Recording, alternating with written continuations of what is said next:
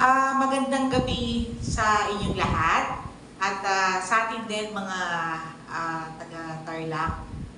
Alam niyo ba kung bakit tayo nandito ngayon? Para alalahanin kung ano ang mga memories nyo together with Pastor Pupong. Memories nating lahat sa kanya. So kung may mga naiisip kayo, i-share natin to. I-share natin sa kanilang lahat. Kasi nagstay si Pastor Pupong dito rin sa Luzon, and nagstay din siya especially dito sa Tarlac. Okay, simulan natin sa mga bata. So, ano ang memories nyo kay Pastor Pupong? Oo, tumira din sa kanila sila. Pastor Pupong sa bahay. Okay, tumira pala sa inyo, Brother Teng, si Pastor Pupong. Opo, pag umuwi po siya dito sa Luzon, ay mostly ay nakikitulog po sa amin. Okay, so balita ko, magsiselos ang mga ibang pastor. Siya ang sinong favorite pastor mo? Hindi naman po sa favorite, pero nagugustuhan ko pa na pastor ay si Pastor Papo. So hindi mo. Okay. Si Brother Axel naman, ano naman ang memories mo kay Pastor Pupo? Siya po yung nag-dedicate sa amin dalawang magkapatid. Oo. Saan ba yun? Ginanap natin yun sa Sa Nambalan. Sa Nambalan, Ilog. Tabing Ilog. Kasama natin siya noon. So, na-bless ka naman noon. Tapos siya po yung favorite kong pastor. Okay, so pasensya na po kayo. Talagang siya po talagang favorite pastor. Si Brother Leoch naman. Ang memories ko lang po kay Pastor Popong ay halos parang maging part na din siya sa buhay ko. At isa din siya sa nagustuhan kong Pasko. Isa din siya sa nagustuhan kong pastor na nakita ko. Okay, sige, ano naman, Sister LJ, ikaw, sige, i-share, pabigay yung mic sa akin. So, nung nakitira siya dun sa Tarlac, kami yung laging magkasama na kumakain. favorite namin kumain kasi yung iba, yung Bulando, ayaw masyado kumain. Kaya pag nagta-travel kami, SJ, buksan mo na yung corn. Ako lagi yung oo, siya yung laging taga-utos sa akin. Tapos, sabi niya noon, pag ako naman daw yung pupunta nun sa Mindanao, siya yung magbibigay ng mga fruits, gano'n. Tapos, Pwede naman gawin yun ni Ate Ay na ngayon kasi wala na siya. walang iyak. So, no wonder na siya yung favorite na pastor ng mga bata kasi kabataan kasi sobrang masigasig siya na as pastor, tas nagkakaroon siyang deep connection sa mga kabataan. Okay, may deep connection pala. So talaga nakikisalamuha siya sa mga kabataan. No? Anong rules? Wala daw. Sinisimulan mo nang walang iiyak. Sinimulan ni Axel. Okay. Sige, si Brother Jomart naman. Okay, good evening po sa lahat.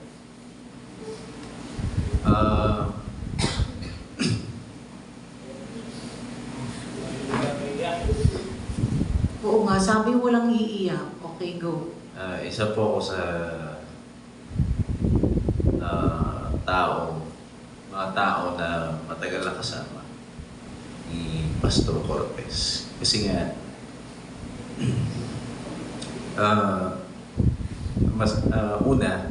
una sa lahat, bata pa lang ako, hindi pa ako pumapasok sa missionary school. At madalas ko na siyang napapakinggan sa mga sermon. At talagang bata pa lang ako, na-inspired ako sa kanya. Tapos, Sa missionary school naman, maraming moments na kasama siya. Maski saan, sa kainan, tapos pag oras ng exercise, paglaro, andun din siya. Talagang siya yung tao na kung saan mayroong ganap, andun din siya, hindi siya nawawala. Tapos, ang nakakamiss talaga sa kanya yung boses niya. Paus-paus na malakas na. Talagang kahit, May towel. oo, talagang malakas. Pag hindi lang sa sermon na, kasi sa sermon, di ba, parang, ano siya yung malakas ang boses, tapos talagang parang ikaw mismo na nakikinig, parang makukumbinsi ka talaga. Kahit wala sa sermon, nakakamiss yung boses niya. Pagkausap mo siya, tulad din sa meeting, parang siya yung youth leader kung tatawag sa mga kabataan. Yun yung mga nakakamiss na Tapos,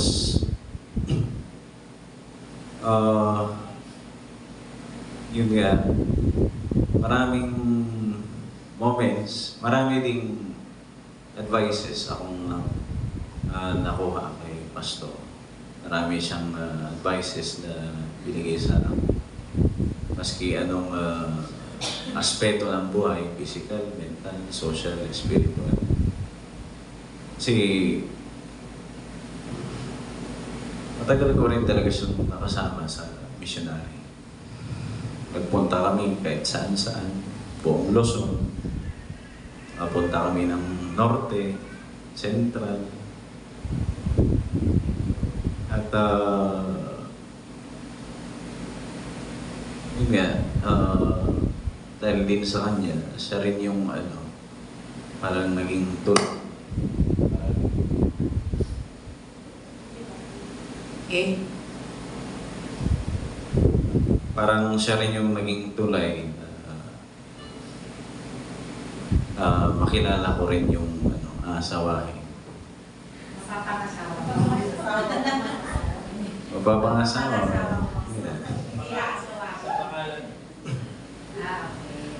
Yun lang, nakakalungkot lang kasi siguro hinihintay niya rin yung time na kasal ako. At hinihintay, kumbaga siya rin naman talaga yung first choice na kunin ko na magkasal sa amin. At basta ang masasabi ko lang, nakakamiss, wala ng Pastor Cortez.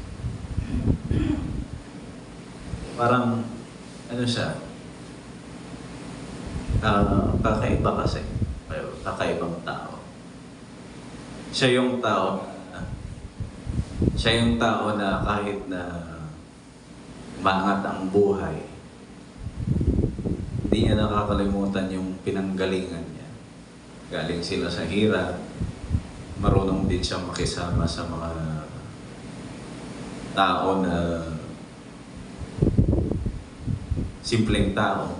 Kumbaga, yun nga yung narinig natin sa sermon ni Pastor Francis kagabi. Nung natulog sila sa karton lang. Yun nga, yung nandun naman kami sa Sauyo. Actually, natutulog kami sa sahig lang. Babanig lang. Kumbaga kahit anong kalagayan ng isang bahay, marunong siyang makisama. Okay lang kung anong meron dyan.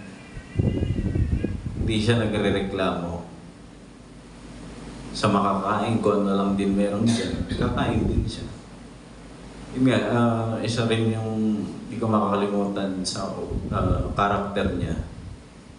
Yung wala kang marinig na negative na ano sa kanya.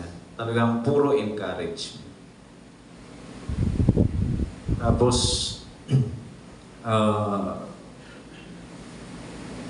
yung hindi ko rin talaga makalimutan yung umakyat kami ng Mount Tara sa Maspedio. Talagang kahit hirap na hirap siyang talagang pastor, kaya pa ba? Sasabi niya, kahit mahirap na sa tingin, tingnan mo, mahirap na siya. Pero kung sabi niya, kaya pa. Yun nga. So, yun ang mga experience na hindi ko makakalimutan. Ang masasabi ko lang, kami si pastor. Mukhang talagang marami silang pinagsamahan, no? At sige, punta naman tayo kay Sister Melanie. Ano naman ang kanyang memories kay Pastor Pupong? Yan, no. Nung si Pastor Popong din yung unang pastor na nakausap ko sa Aringay. Yung yung pagkaano ko pa lang doon, unang magkita kami, talagang wala siyang ibang sasabihin kundi yung puro encouragement na. Tapos, ayun, siya yung nag-dedicate sa dalawang mga anak ko. Talagang isa siya sa mga pastor na nagkaroon ng impact sa buhay ko bilang isang mananampalataya. Ayun, nung nagkaroon din ako ng chance na at least malinisan yung sugat niya. Ano mo yun? Oo, yung nagsugat yung sa paa niya. Oo. Ayaw niya actually. Oo. Oo. Thank you. Ayun. Tapos, ayun, nakasabay ko rin siya nung na nag-inuman ng bugne juice. yun. Tapos, naalala ko pa. Kasi di ba, na yun yung bisuto ba yun na pulutan?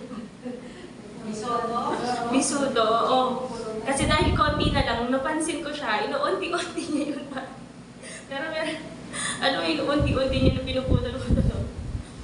Napaka-jolly niya na pastor. Na pag talagang siya yung kausap mo, ayun, wala kang na negative sa kanya. Na kahit yung, kumbaga pag ka na may problema ka, pag nakausap mo siya, lalakas ka talaga. Napaka niya na lingkod ng Panginoon. Yun yung hindi ko malilimutan sa kanya talaga na hindi, pag kinausap ka niya, may encourage ka talaga, mapapalakas ka. So yun po. Kaya, yun na. Parang sinusunod, parang by age na to. Ako na yan. Ako na yata ang sunod. Naging masaya talaga po kami na ito yung mahirap pag pag i-reminisce mo na yung isang tao na namatay. And blessed lang kasi puro magaganda yung na parang maaalala natin sa kanya kay Pastor Pupong. Siguro next sa mga parang sa facial reaction, mag-sermon kay Daddy, siya ang next.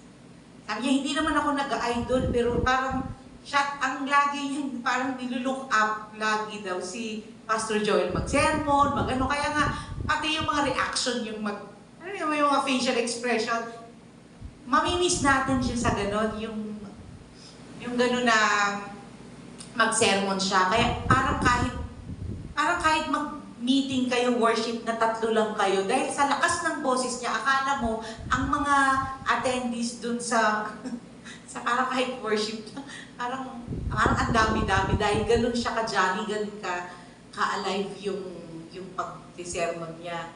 Lalo na parang lagi kong inaantay sa sermon niya, yung mga illustrations niya na sobrang mga experience niya sa buhay bilang sa tagal niya na rin sa service sa Panginoon.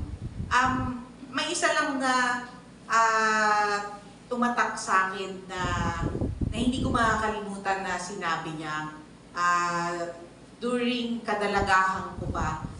Siya yung unang pastor na nag-approach sa akin na sabi niya, halika dito, ang tawag niya yata sa akin, Shell. Sabi niya, halika dito. Medyo hindi pa kami close noon. Siya ang unang nag-approach sa akin. Tapos sabi niya, alam mo, may sasabihin ako sa'yo, pero wag ka lang ma-offend. Sabi ko, ano po yun? So, dalaga pa ako noon. Maraming gustong, kung pwede may ipapaayos lang ako sa'yo. Sabi ko, ano po yung papaayos nyo? May mali po ba? May ano pong dapat? Sabi niya, pag pumasok ka sa isang, para daw siguro sambahan or anything na darating ako, ang gawin mo lang, ibaba ko daw yung mata ko at kung maaari, tumingin ako sa tao. Siguro that time, baka may kung bakit niya ako in-advise na gano'n, siguro may pagkasupladita ako nung kadalagahan ko, tapos parang hindi ako masyado nakikimingil siguro, no? Kasi yung pag-approach niya sa akin, is ibaba mo lang ang mata mo, sabi niya marami kang magiging kaibigan. Hindi ko tuloy maintindihan kung paano. Siguro nakataas yung kilay ko na papasok ako, parang intramedida na, parang kontrabida, parang gano'n.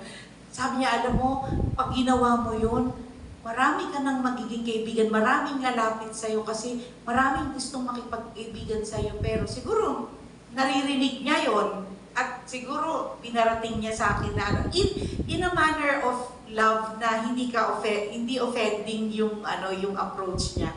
So, sabi ko, parang pagkukulang ko yun sa side, ganun po ba? Sige po, yun, tumatak yun na mas ka daw, syempre kung approachable. Kasi sa personality niya, di ba, halos lahat inimingil niya, ganyan. Tapos parang pag nandyan siya, isa pa nga na aalala ko, dahil dito siya, yung pag nag-worship kami na usually talaga, magkapit-bahay lang kami nila Jonah, pero talagang nagsistay siya sa bahay nila Jonah. Doon talaga siya natutulog. Doon talaga siya nakatira. And doon siya kumakain, doon siya umaano. Sabi ko, hindi, nila Brother Jude, sabi ko, never ka naman nagstay sa akin. Bakit hindi ka nagpapasyal? Sabi niya, ay ano ba naman siya? Ganyan ang niya, ang tono. Huwag ka na magselos kasi lahat naman tayo. Ako na lang daw tumawid para makikain doon, magbinggan. Kasi yung mamaalala mo sa kanya, kung may lola ba siya parang lola ba, yung after nung sa kainan, after worship, parang mga nakaupo na kami, tapos andyan na siya, magsa-start na siya magkwento ng buhay ng mga lesson talaga. Kaya, talagang mamimiss ko talaga yung pagiging energetic ni Pastor at yung mga lesson, hindi na namin maiisa-isa yun, pero talagang yun ang isang maaalala ko sa kanya na kahit pagod na siya, kahit siguro hindi maganda yung nararamdaman niya, ang lagi niyang sinasabi, kaya ba? Let's go! Punta tayo, Bulacan, Saracay. Pero alam mo yon, yung diabetic na siya, alam ko rin kasi si daddy ko rin diabetic. Alam ko may mga times na talagang mahina na, pero hindi mo siya mapapakinggan na gano'n. Laging positive lang. So, yun, sa lahat, sa tingin ko, nag-iwan din siya si Pastor ng ganyan sa bawat isa sa atin. So, yun yung masasabi ko kay Pastor Pupong.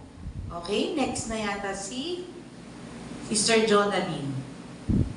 Dito siyang matagal tumira sa kanila. Magandang gabi po sa ating lahat. Ang masasabi ko lang kay Pastor Popong, parang naging blessing din siya sa family namin. Matagal din siyang tumira sa bahay namin. Dahil nga alam kong diabetic siya, kailangan kumain siya ng 3 beses sa araw. Kami kasi minsan once or twice a day. Nagsitabaan din po kami mga kapatid nung tumira sa amin si Pastor Popo. So, sa amin, kasi nga on time ang kain. On time ang kain namin kasi sabi ko hindi pwedeng malipasan siya kasi kailangan ganito, ganyan. So, ang maalala ko sa, kay Pastor, pag alam nyo, pag nagsusum noon, parang akala mo ang sigla-sigla, pero pagkatapos ng Zoom, dahil nga natapyasan yung kanyang paa, nasunog, papasok na siya sa kwarto at itataas na yung paa. Alam mo, parang hirap na hirap siya, pero ayaw niyang pagtanungin mo, ano Pastor, okay ka lang? Okay na okay.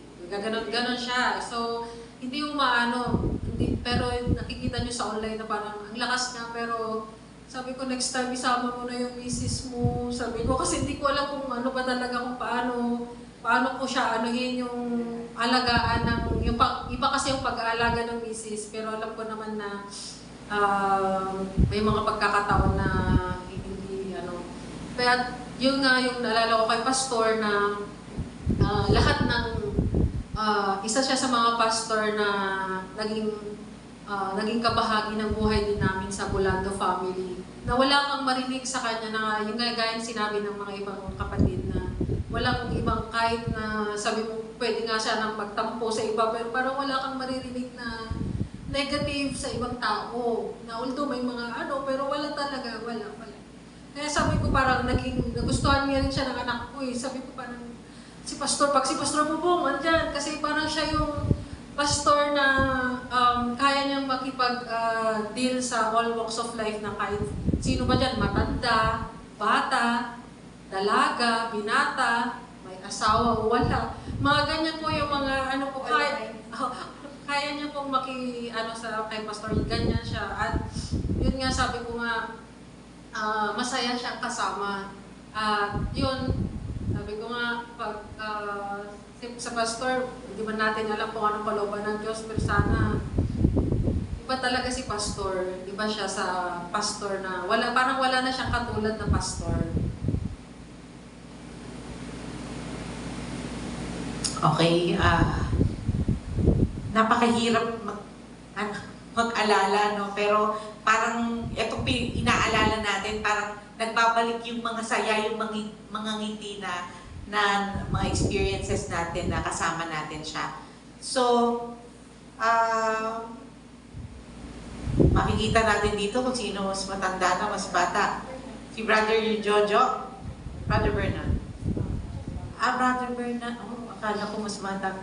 Oh, Brother Bernard.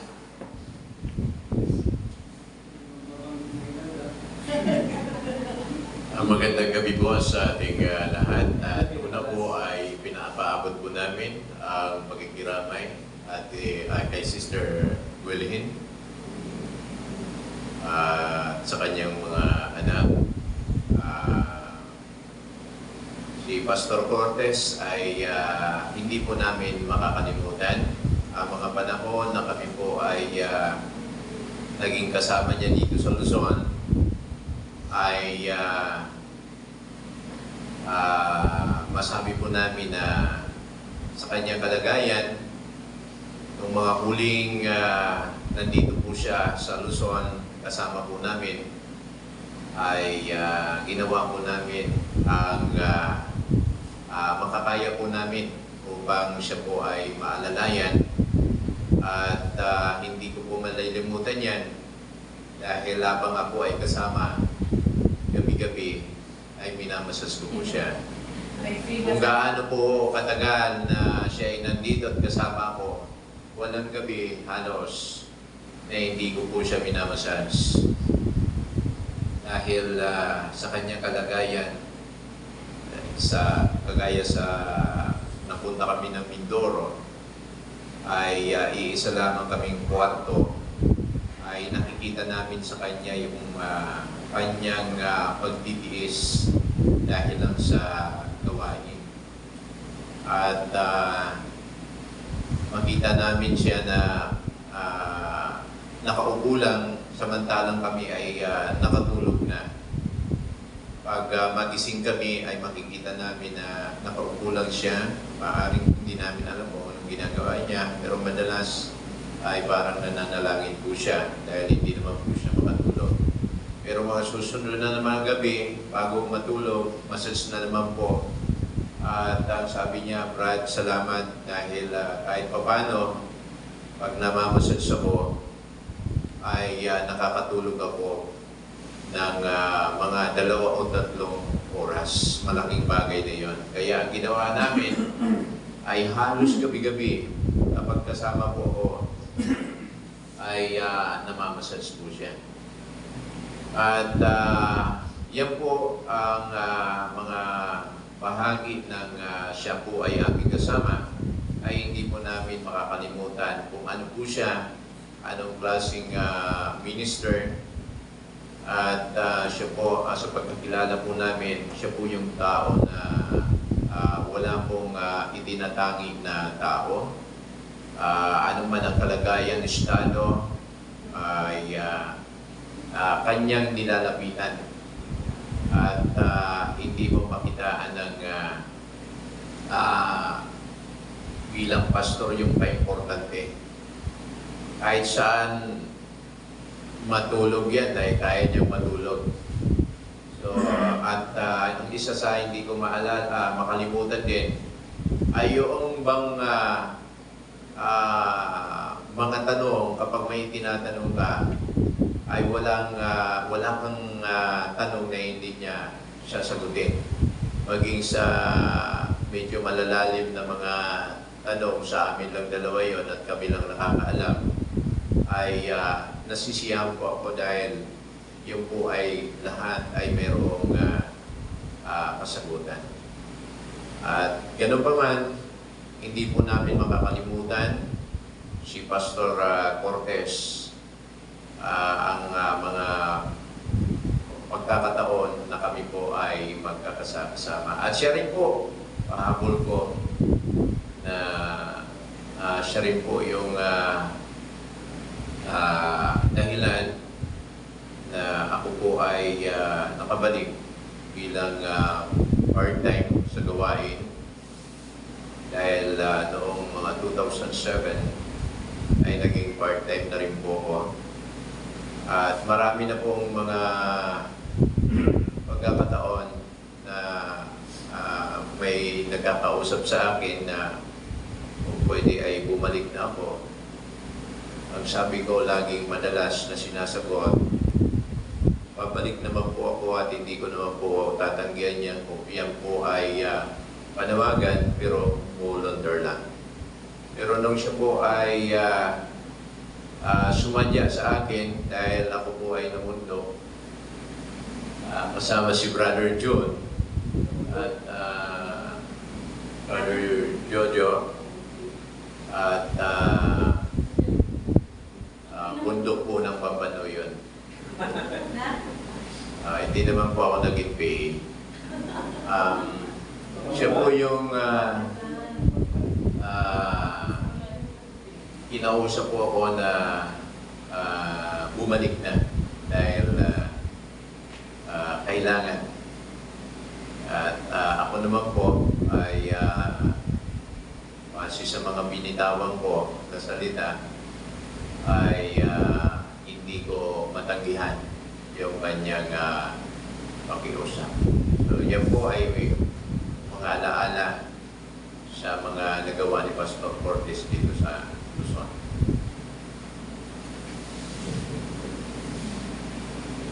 Okay, maraming salamat. Talaga palang lagi siyang may free massage pagkasama. So madalas talagang lagi kasi kayong dalawang body-body din pag nag-mission kayo. So, ngayon naman po, may naalala si Brother Jomar. Di ba ang mga Bible characters, may mga Bible characters, yung mga karanasan nila ay naging lesson sa bawat isa sa atin. At para sa akin, yung buhay ni Pastor Cortez, moments na kasama natin siya, ay lesson din sa bawat isa sa atin. Tulad na lang, yun nga, pag nagsesermon siya, makita niyo naman, para siyang walking Bible and prophecy. So, bawat isa sa atin, yung magsumikap din na mag-aaral talaga, lalo na papalapit ng panahon at lapit ng dumating ng Panginoon. Kinakailangan talaga ng masisigasig na misyonero. Sana nga may sumunod din sa yapak ni Pastor Lopez. Yapak ng talent niya, hindi yung yapak ng kamatayan. Brother John, clear lang natin. O no, yung hindi lang din talaga yung pagiging jolly niya, talagang bright din siya. Yung talagang walking, term mo? Walking Bible and kasi nakita mo kung paano niya i-defend yung pag parang nag-sharing, talagang alam niya yung sinasabi niya, no? Talagang sigurado siya. Alam niya yung sinasabi niya, yun yung importante. Ibig sabihin, nag-aaral talaga. So may mga susunod sa mga lakad niya. Okay, sunod sa lakad. Brother Jojo, ikaw nang next.